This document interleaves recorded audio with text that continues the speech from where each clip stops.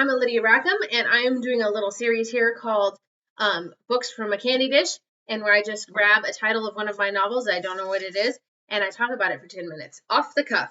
So, and I time myself, and so it's just what things that inspired me, and what the book's about, and stuff like that, and what you would like about it. So, all right, I'm gonna pick one. This is really old. I don't know.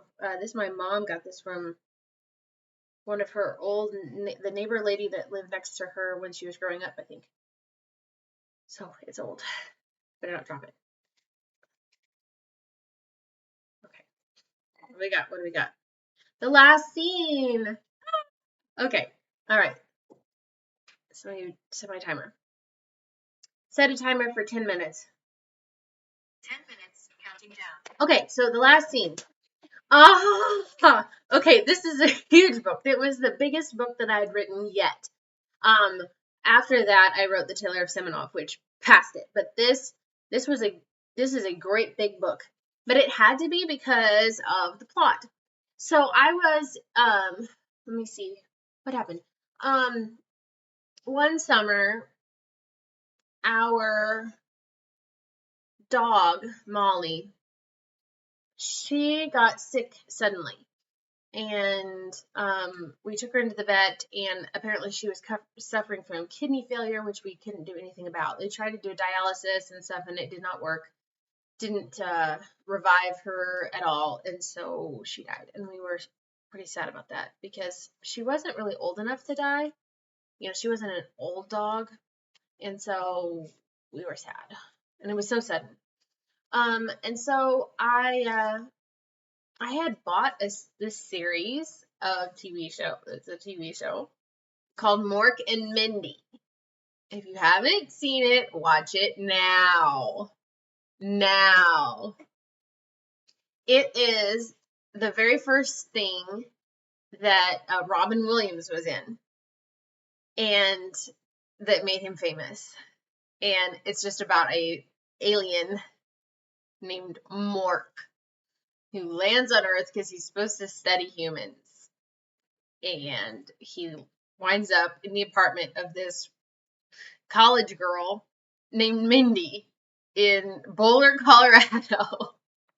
And it's just their ridiculous situations with them, like, and figuring him, you know, because he can drink with his finger in the glass, like he just goes and drinks like that. He sits on his head, nanu nanu, you know, that's how he greets you. He talks through his nose, and it's just the greatest vehicle ever for Robin Williams and his improv skills. And I mean, the gal who played Mindy just wins an award for, I mean, I'm sure he cracked her many times, but she was like this stable, I mean, he would do the most ridiculous things, and then she would just be like, oh, okay, you know. But that is, especially that first season, is hilarious. It is great. So I was watching it especially, and it just made me feel better after the dog died. It just cheered me up. And then I got addicted, and I was watching it, and I watched it all the way through, and it kind of goes down the toilet eventually. The last season especially is terrible. They brought in Jonathan Winters, and it's really bad. But there's still some sweet moments in there, but the very first couple seasons, they're really good. And I was just inspired. I was like, what? I want to do something like modern, because I really haven't done that before, and I want to do something that has to do with like show business, but I don't know anything about like in television or making movies. Not like, you know, like technical stuff, and I would have to know that, and there's no way. There's too much to learn without firsthand knowledge. But I was like, but I do know about theater because I've been in so many shows. So I was like, well, I could probably do one about a play. And then I thought, well, I want to introduce that element of sort of like comedy and improvisation. But like a Broadway play, you don't improv all the time unless it's specifically an improv show, and those don't really run for a long time. They don't get famous. They have like comedy clubs, where people go and listen to stand up, but or stuff like that, or like that show Whose Line Is It Anyway. But that doesn't engage your emotions. It's just funny. And sometimes improv can get like just really weird and absurdist. So like, no, we need some structure here. So I puzzled over that, and then I thought, what about a play where the last scene is always improv, not the whole play. So like you're doing the whole play, but then the last scene and how the whole story concludes is improv by the two main actors. And so every time you come to see the show, it's a different ending. And then you're like, okay, well, what kind of show would you need to have improv every time? And so it's weird to write this because I had to write two stories, basically. I had to write the whole story of the play and then the story of the actors. So first, the story of the play is a young gal who lives in this antique house, and then all of a sudden a time machine shows up in her house, and this man steps out from the future. And he's like, the whole future has gone wrong. The whole world is off its axis. It's dreadful. And we scientists have figured out that everything went wrong right in a 1 mile square radius of your house. And so I've come back here to figure out what's gone wrong and to fix it. And so that's what the play is about, like all of his various attempts to fix the future. And so then, the last scene then is him he's leaving, he's going back to the future, and then you don't know, like, is he going to come back and tell her, this is how it works? Is he going to decide that he's not going to go? Is he going to, go and then come back and decide to stay? Is he going to go and then take her with him? I mean, like all kinds of, possibilities there. So that's the play. The story is about a girl that she has premonitions. She calls them pictures, and they're just like little flashes of things. They're like visions of the future. And she has, they can be small or important, but they're sometimes mysterious, and she has never been able to keep one from happening.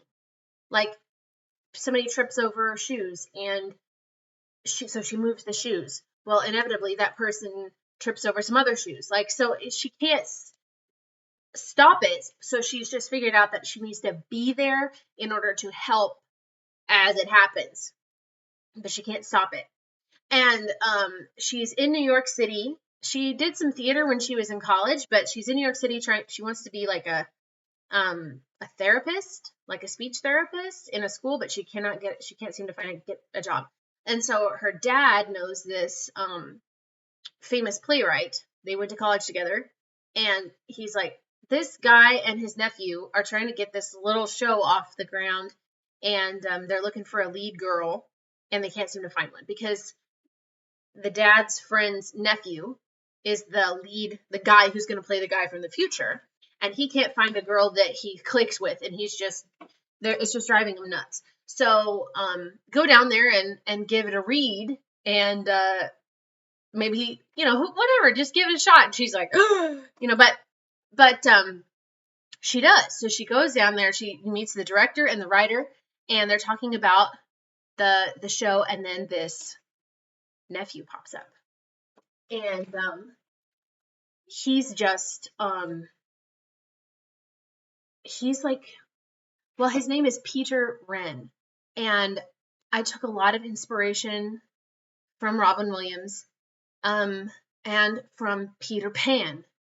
He's just this like luminous, effervescent, charismatic, exciting, fun fireball kind of guy, who he's a genius, because he knows how to like click into that thing that little kids have of instant imagination. Like they can just believe that they are pirates, and then they can play pirates with great vigor and conviction. And they can even get upset at each other because of, whatever, because they believe what they're playing. And most of us, unfortunately, grow out of that. And then it's very hard to get back into that mindset. Actors work so hard to be able to regain what kids have naturally. And that it's that kind of imagination. And he just never let go of that. He grew up in the theater. So for him, pretending is second nature. It's just this easy flow. But for him, life and pretending are kind of like the same. Not that he pretends, but that he absorbs and becomes. But the play is real to him. But he's not insane, but he expresses himself through this sort of pretending. But that can also lend itself to some problems. And you'll have to read it because she is cast, of course. This is in the very beginning of the book. She's cast, much to her alarm. She doesn't know how to do this. And but the chemistry between the two of them and the genius of the show and just how they work it out creates a huge and massive success on Broadway. And they become famous.